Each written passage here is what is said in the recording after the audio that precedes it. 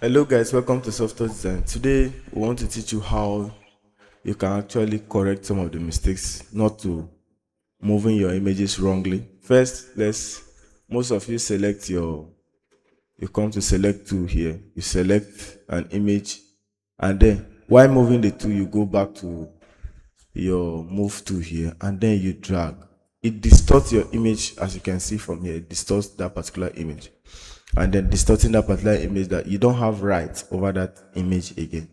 So let's say for now you deselect this image, and then let's say you deselect this, and then for instance you can't move this particular image anymore. You can't move that selection unless you, even though you change this, is the command is coming here, convert to normal layer, but you can't change it because if you don't have right over it again, just cancel it.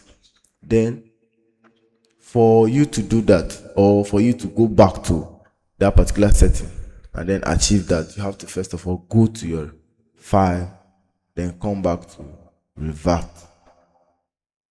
So in my next video, I'll be dropping how you can convert this to curve, and then you can also convert to layers without problems. Thank you, and keep stay tuned.